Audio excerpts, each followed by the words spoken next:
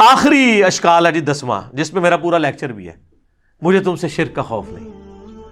وہ کہتے نہیں یہ کہاڑیاں اپنی کول رکھو، شرک دا کوئی خوف ہی نہیں رہا۔ اچھا نہیں خوف ہے تو یہ صحیح مسلم میں کیوں حدیث ہے، صحیح بخاری میں، کہ دیکھنا میری شان کو اس طرح بلند نہ کرنا جس طرح عیسیٰ ابن مریم کو ان کے ماننے والوں نے کیا، میں اللہ کا بندہ اور اس کا رسول ہوں، مجھے اللہ کا بندہ اور رسول ہی کہنا۔ تو کسی نے نہیں کہا یا رسول اللہ آپ کو تو گارنٹی ہے وہ میں شرک نہیں کرے گی، تو آپ یہ ہمیں نصیحت کیوں کر رہے ہیں؟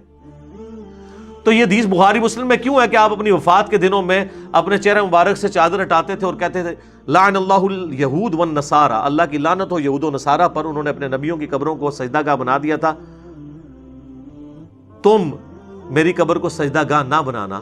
اور اس کے آگے حضرت عائشہ کے الفاظ ہیں اگر ہمیں یہ خطرہ نہ ہوتا کہ لوگ حضور کی قبر پہ سجدے شروع کر دیں گے تو ہم زائرین کی زیارت کے لیے اوپن قبر کو چھوڑ دیتے، لیکن حضور ہمیں ڈرا رہے تھے اس لیے ہم نے اوپن زیارت کے لیے قبر کو نہیں چھوڑا، بلکہ حجرے کے اندر ہی رہی۔ اب تو خیر وہاں اجازت سے بھی کوئی نہیں اندر جا سکتا، تو کسی کو نہیں پتا تھا مجھے تم سے شرک کا خوف نہیں۔ تو اس پہ میری پوری یوٹیوب پہ ویڈیو پچھلے دنوں ریکارڈ ہوئی ہے، مجھے تم سے شرک کا خوف نہیں۔ یہ حضور علیہ السلام نے صحابہ کو اور صحابہ کے پیٹرن پہ چلنے والی ایک خاص اسکول آف تھاٹ کو یہ بات کی تھی کہ قیامت تک ایک میرا امت کا گروہ ایسا ہے جو بخاری مسلم میں آتا ہے کہ وہ قیامت تک حق پہ قائم رہے گا، باقیوں کے لیے نہیں آیا۔ وہ تو ابو داؤد میں خود ہی آپ کہتے ہیں 72 جہنم میں جائیں گے اور ایک جنت میں جائے گا۔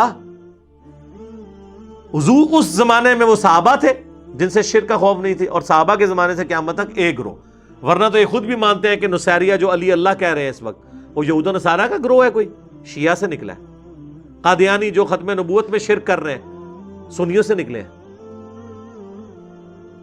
اور حلولیہ جن کو کشف المعجوم میں خود علی اجویری صاحب نے کہا یہ گمراہ فرقہ ہے جو کہتے ہیں بندے کے اندر اللہ گھس جاتا ہے، یہ شرک نہیں ہے؟ اور وہ انہوں نے لکھا ہے یہ اہل سنت کے جو گمراہ فرقے ہیں ان میں سے ایک فرقہ ہی ہے۔ خود انہوں نے مانا ہے کہ سنیت جڑے 12 فرقے نے 10 حق ہوتے نے 2 گمراہ نے، انہیں حلول ہوئی ہے، جو حلول کا عقیدہ رکھتا ہے۔ تو یہ شرک تو ہوا ہے۔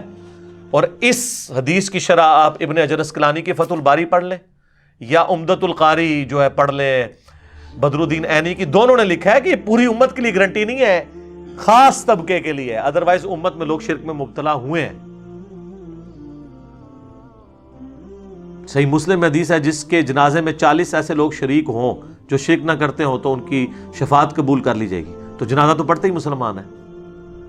بخاری مسلم میں حدیث ہے جب یہ آیت نازل ہوئی سورہ الانعام کی آیت نمبر 82 الذین آمنوا ولم یلبسوا ایمانہم بظلم اولئک لہم الامن وہم مہتدون، جو ایمان لائے اور ایمان کے ساتھ شرک نہ کیا وہی قیامت والے دن امن میں ہوں گے۔ تو صحابہ نے کہا یا رسول اللہ شرک کون نہیں کرتا ہوگا، ظلم کون نہیں کرتا ہوگا؟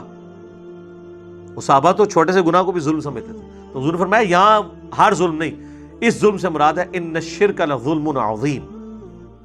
سورہ لقمان کی آیت نمبر 13 تلاوت کی نبی علیہ السلام نے کہ یہاں شرک یعنی جو ایمان لانے کے بعد شرک نہ کرے اس کے لیے گارنٹی ہے کہ وہ امن میں ہوگا، باقی گناہوں کے معاملے میں اللہ تعالیٰ ٹالریٹ کر لے گا۔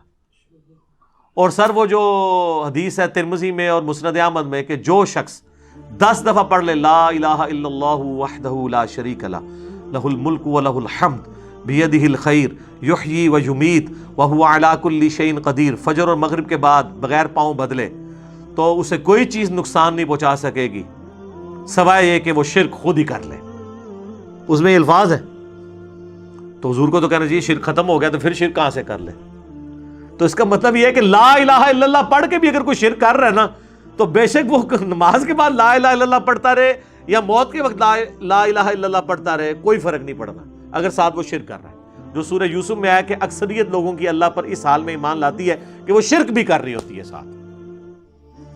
چلو مسلمان تو برا مانیں گے، غیر مسلم اللہ کو مان بھی رہے ہیں اور شرک بھی کر رہے ہیں ساتھ، کرسچن اللہ کو مان رہے ہیں، ہندو اللہ کو مان رہے ہیں، ساتھ شرک بھی کر رہے ہیں۔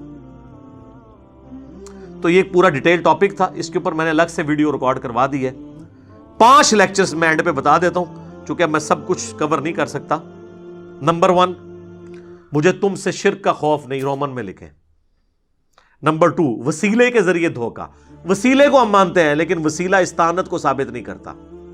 نمبر 3 قصہ موسیٰ اور خضر، اس کے اوپر پوری تصوف کھڑی کی ہے، پورا لیکچر دیا ہے۔ نمبر 4 تخت بلقیس، کہتے ہیں بندہ لبو کیڑا سی، بندہ لب لے میں لب لے اللہ نے ایسا بندہ اٹھ چھڑیا ہے کہ انہیں سارے بندے لب لینے.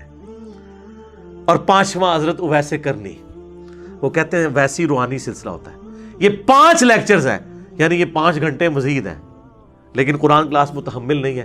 ایک ایک حدیث جے پی جی ڈسپلے کروایا, ایک ایک حدیث کا نمبر ڈسپلے کرایا. یہ 5 لیکچر آپ دیکھیں تو اسی کے ساتھ ریلیٹڈ ہیں. وہ انشاءاللہ تعالیٰ آپ کو ساری کی ساری گیم سمجھ آ جائے گی. آخر میں حدیث بیان کرتا ہوں, بخاری مسلم دونوں میں حدیث ہے, تم بھی اگلے لوگوں کے راستے پہ چل پڑو گے قدم بقدم بالشت بر بالشت, حتیٰ کہ ان میں سے کوئی گوہ کے سوراخ میں داخل ہوا تو تم بھی وہی کام کرو گے. صحابہ نے کہا یہ اگلے لوگوں سے مراد کیا یہود و نصارہ ہے؟ آپ نے فرمایا اگر وہ مراد نہیں تو اور کون مراد ہے؟ تو ڈاکٹر اشرف آصف جلالی صاحب نے کہا کہ یہاں یہود و نصارہ کا فیشن مراد ہے, شرکی عقائد مراد نہیں ہے.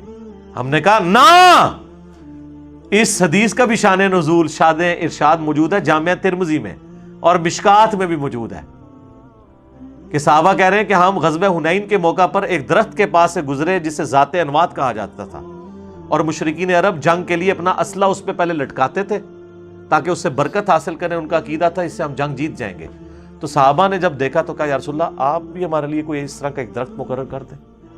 ہائے ہائے, آپ نے کہا سبحان اللہ, آج تو تم نے وہی بات کر دی جو موسیٰ کے ماننے والوں نے کی تھی. پھر نبی علیہ السلام نے سورۃ الاعراف کی آیت تلاوت کی کہ موسیٰ کے ساتھی جب ایک جگہ سے گزرے جہاں پہ کچھ لوگ بتوں پر دھیان کیے ہوئے اعتکاف بیٹھے تھے, تو کہا ہمارے لیے بھی اللہ کا کوئی بت بنا دیں. حضور نے کہا تم مجھ سے اللہ کا بت مانگ رہے ہو؟ کسی نے نہیں کہا یا رسول اللہ ہم نے اللہ کا بت کہا, ہم تو فیض کے لیے ایک درخت مانگ رہے ہیں. تو اسی قبرہ پہ چٹ دے ہو. حضور نے درخت نہیں چٹن دیتا اور کہا کہ اے بھی اللہ کا بت بنان لگے ہو تسی. تو آپ فرمایا تم نے موسیٰ کے ماننے والی بات کر دی. پھر آپ فرمایا اللہ کی قسم تم بھی اگلے لوگوں کے پیچھے چل پڑو گے, یعنی جو شرکیہ کام انہوں نے کیے تم بھی کرو گے, یعنی اس امت میں بھی یہ کام آئیں گے. تو یہ حدیث بخاری مسلم کی وہ شرح بیان کر رہی ہے کہ یہاں مراد فیشن نہیں ہے بلکہ شرکیہ عقائد ہیں جن سے اللہ تعالیٰ ہمیں محفوظ رکھے. اللہ تعالیٰ سے دعا جو حق بات میں نے کہی اللہ تعالیٰ ہمارے دلوں میں راسخ فرمائے. اگر جذبات میں میرے منہ سے کوئی غلط بات نکل گئی تو اللہ تعالیٰ ہمارے دلوں ہی سے معاف کر دے. ہمیں شرک کی لعنت سے بچائے, توحید کے اوپر قائم رکھے اور اس کا سپاہی بننے کی توفیق عطا فرمائے. امام الموحدین صلی اللہ علیہ وآلہ وسلم کی قیامت والے دن ہمیں شفاعت نصیب فرمائے. سبحانک اللہم وبحمدک اشہد ان لا الہ الا انت استغفرک واتوب الیک وما علینا الا البلاغ المبین. جزاکم اللہ خیرا.